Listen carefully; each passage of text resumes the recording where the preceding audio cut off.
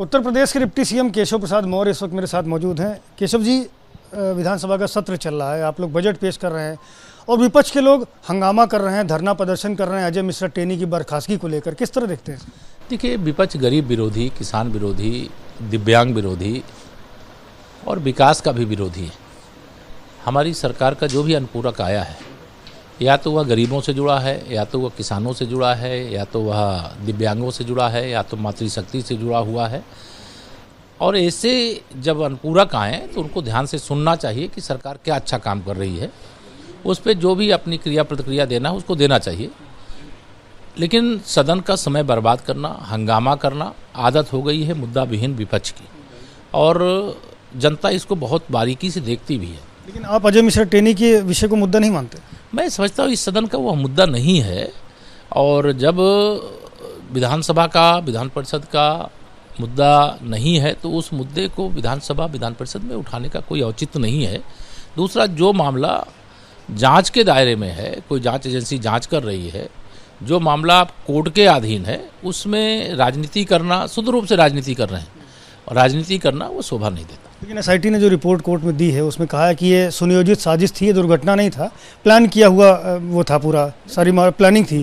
तो इस तरह इस पर सवाल पूछने के पर अगर पत्रकार से अभद्रता की जाए तो आप क्या उसको क्या ठहराएं? जो मामला जांच है या जो जांच की रिपोर्ट है, मैं तो देखा नहीं, लेकिन जो जांच है वो जांच रिपोर्ट सरकार के पास नहीं आनी है, वो न्यायालय के पास जानी है।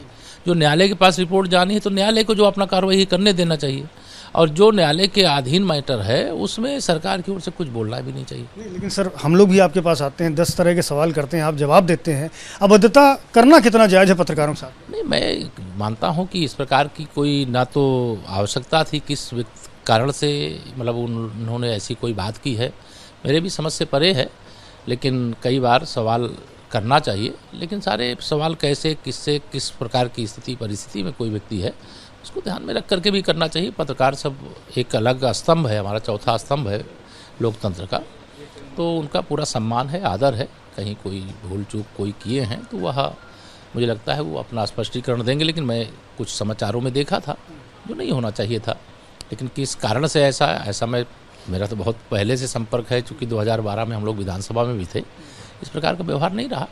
कोई तनाव में हो सकता है ऐसी बात का। अंतिम सवाल है सर कि 2022 का चुनाव करीब है, आप लोग तैयारी कर रहे हैं, रैलियां कर रहे हैं, और ऐसे में अजय मिश्रा टेनी का मुद्दा आपको नहीं लगता है कि नेगेटिव जा रहा है, भारतीय जनता पार्टी की इमेज कहीं ना कहीं खराब होगी?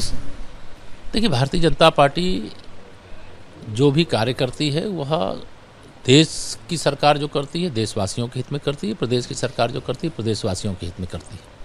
हम लोग 2014 से जो विजय यात्रा चल रही है 2022 में भी जारी रखेंगे, और 300 से अधिक सीटें फिर से भारतीय जनता पार्टी जीतेगी। और उत्तर प्रदेश का जो सुशासन है, मुझे पूरा विश्वास है जनता के आशीर्वाद से, कार्यकर्ताओं के परिश्रम से, सरकार के द्वारा किए गए कामों के कारण से, जो सुशासन में जीवन और व्यवस्थाओं में जिस प्रकार से आनंद से प्रदेशवासी रह रहे हैं, वह कुशासन की ओर कोई नहीं जाना चाहेगा, गुंडा राज की ओर कोई नहीं जाना जाएगा, माफिया राज की ओर कोई नहीं जाना चाहेगा। और जो गरीब कल्याण की योजनाएं, चाहे वो प्रधानमंत्री गरीब कल्याण अन्न योजना हो, चाहे अन्य प्रकार की योजनाएं हों, उस योजना पर डाका डालने वालों को कभी प्रदेश की जनता कोई जिम्मेदारी नहीं सौंपने वाली। बहुत शुक्रिया हमसे बात करने के लिए। डिप्टी सीएम केशव प्रसाद मौर्य थे। साफ तौर पर कहना है कि उत्तर प्रदेश में सुशासन है और लोग उनके साथ हैं। निश्चित रूप से विधानसभा 2022 का चुनाव जीत करके अपनी सरकार बनाएंगे। ये अलग बात है कि विपक्ष धरना प्रदर्शन कर रहा, आंदोलन कर रहा है अजय मिश्रा टेनी के मुद्दे को लेकर। कैमरामैन फैसल के साथ संजय त्रिपाठी, एबीपी न्यूज़, लखनऊ।